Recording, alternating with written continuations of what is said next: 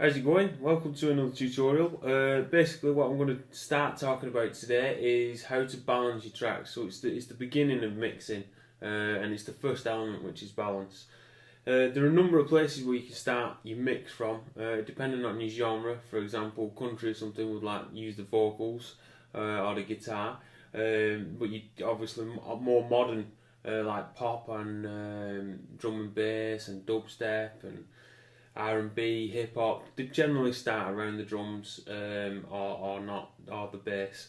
Today we're going to look at how to do it from the starting at the kick drum. Just for good practice, I've just shown you, as discussed previously, always find out the names of the tracks just as a reference point. And as you can see, I've organised all my tracks, so all the synths are colour coded. To colour them, you just highlight which ones you want. So if I wanted to colour code them two, just click on both and then go to colours, and then you can click whatever you like. Yeah. I've colour coded them, I've named the pads, and I've grouped them in regards to the family of instruments. So you find the kick, the snare, the claps, the hi-hats, the bongos, they're all coming under drums or percussion. There's like a choir and a pad, which is very similar because in this track they're adding atmosphere. We've got the pianos together and then the synths. What I've also done here is I've marked out the track. So if I zoom out a little bit, you can see it breaks down. It's just as reference points, do you know what I mean? When I'm making notes about what needs to be included or what needs to be done in the track or how the track's going, I've got a reference point. In chorus 3 it was looking alright, but it needed this. The breakdown needs a bit more, do you know, just as reference points. As you can see here, the markers is open. To get markers, you just click on lists and then choose your marker. You can create another marker. If I wanted to create a marker right at the end here, I click create. You see how it says bar 90 marker. I can call it you. Yeah. And then you can see how many bars it's for. 8 bars, boosh, boom. And then it shows you that it's 8 bars though, yeah? Obviously, we don't need that, so I'm going to delete it.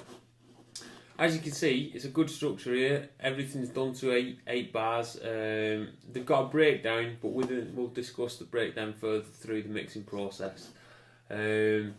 But generally, we're working on an 8-bar basis. It's a nice pop song, which is 120. So just have a listen to the first. We'll have a listen to the first chorus part. In fact, I'll start it off and we'll listen to up to the first chorus. So this is what it sounds like.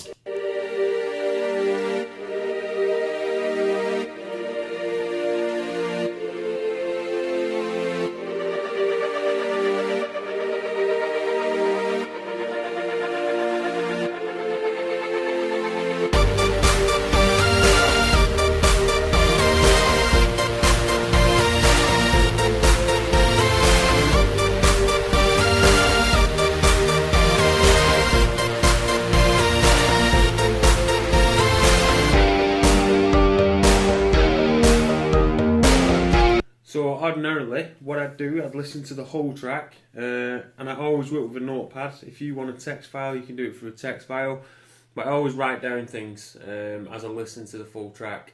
And then what I do, I'll open the mixer. So Command and 2 to open the mixer. Again, good practice is all these are on naught at the moment. We've got I've imported 4 effects channels so I can use them as sends. Basically, it's just to get ideas going. So what I've got is I've got two shorts, which is a short delay and a short reverb, and I've got 2 longs, which is a long delay and a long reverb. Just add a little spice to the ideas while we're thinking about what we can before we get onto the effects process. You know what I mean? Just to keep things moving.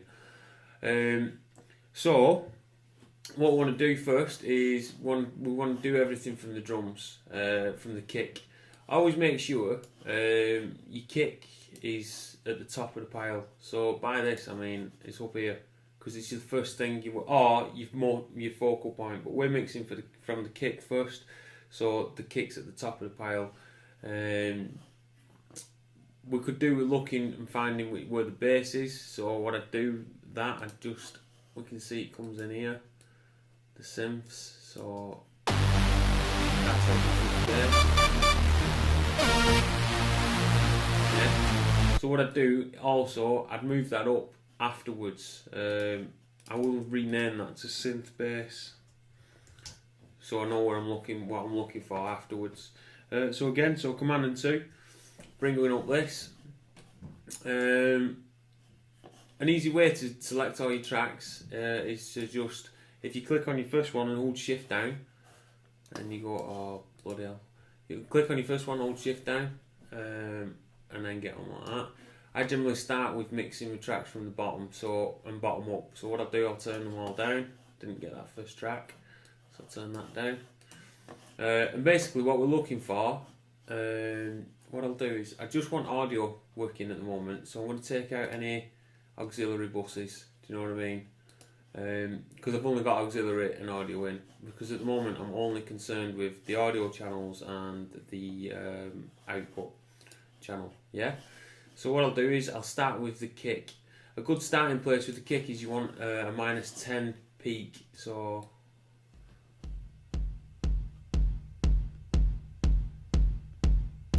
yeah, as you can see there it says -10, yeah, we've got -10 there. A good thing to do is probably just to loop the chorus. So what I want to do is just grab that. No, not that one.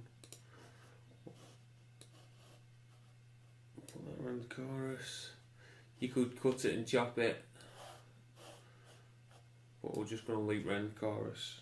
I always loop around the chorus because it's where the most instruments are in, so you're not going to be looking much further, do you know what I mean? Obviously you can see within this arrangement different instruments coming at different times, but we'll just loop them 8 bars and mix from there. Okay, up. So what I want to do, I want to get the mixer back up. I want to just check that the thing's peaking at 10 dB, yes. And I'm going to start bringing everything else in. With this being a poppy song, I want to bring the bass in next, okay? So just to a nice level.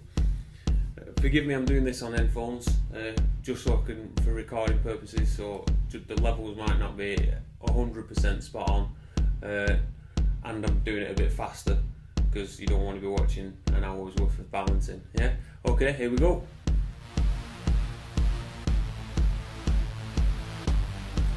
Did you notice as I brought that up, the kick become less defined?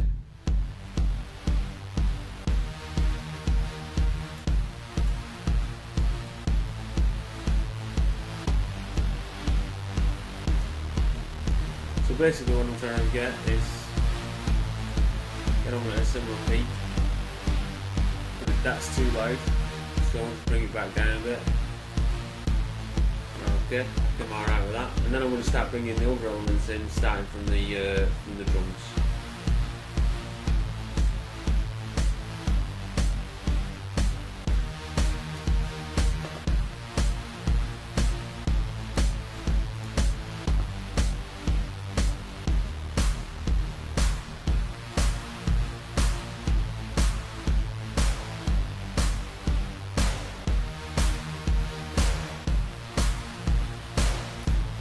Leave that a second,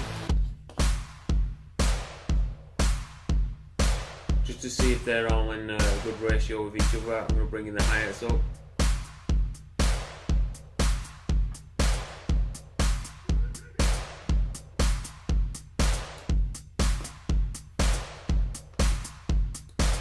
Okay, and again I only brought them up little bits because if we bring them too high they overtake the snare, so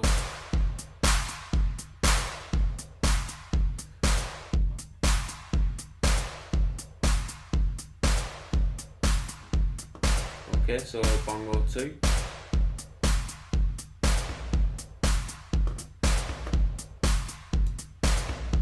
you want them balancing out a little bit equal.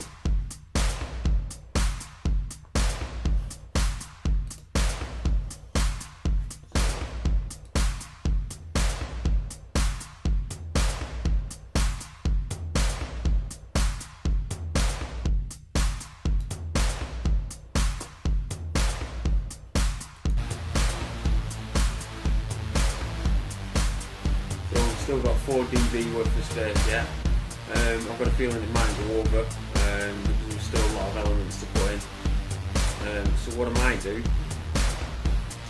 is, I think you can just drop them by 1 dB each segment. So I'm going to drop that by -6. That's -7 for that one. 7 for that one.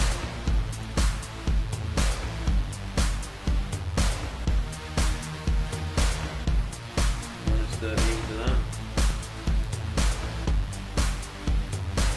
-11.6.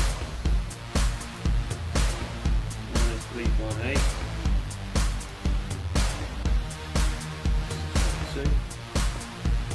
So again, I've got to drop that down.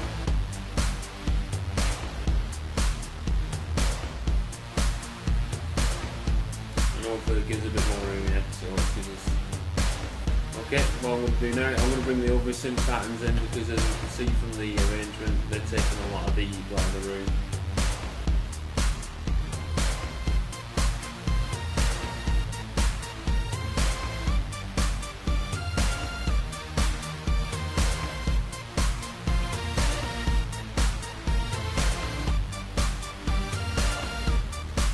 And again, I'm thinking about the later mix while I'm doing this. These two will obviously clashing, or what if not clashing, they're taking something away from each other. So I'll be thinking about EQing them later on.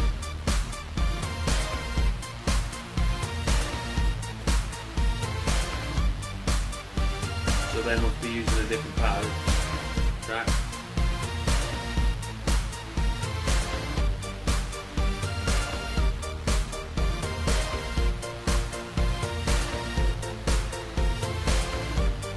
Again, checking this.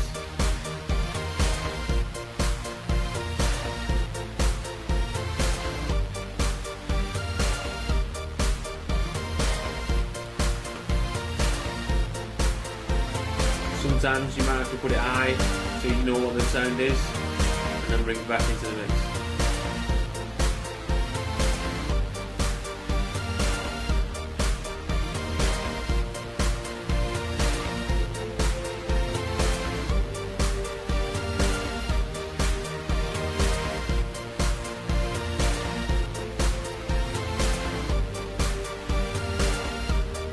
So what we're trying to get here is we're trying to get to a place where things aren't overriding or overpowering something else. You will get clashes. You will get clarity issues with instruments. They might start pushing other instruments back, but that all comes into the next phase. All we're trying to do is get a nice little bit of a balance now. So what I'll do is that's the chorus balanced. What I want to do is go to maybe the verse and see what's happening. In fact, yeah, the verse, as you can see, that synth comes in. So again, commandments 1 and 2 will bring that up. I want the synth, so I'll bring this up. And what I'm going to do, I'm going to look at these levels and see, okay,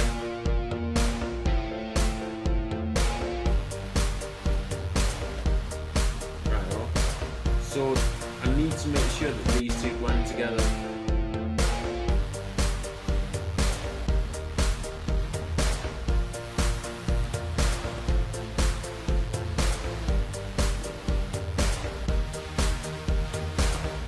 I want to be able to see the arrangement and have the video. So as you can see, I've just clicked preset 1. This is the template that I've got. So I've now got access to the mixer and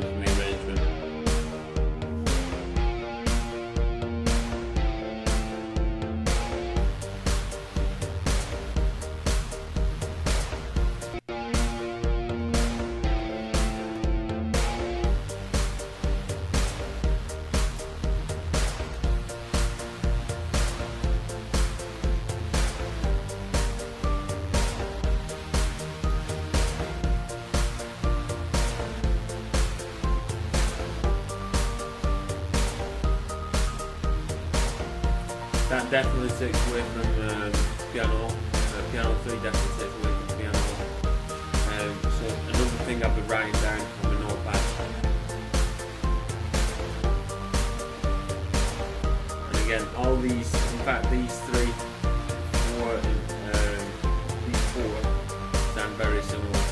done a solo then.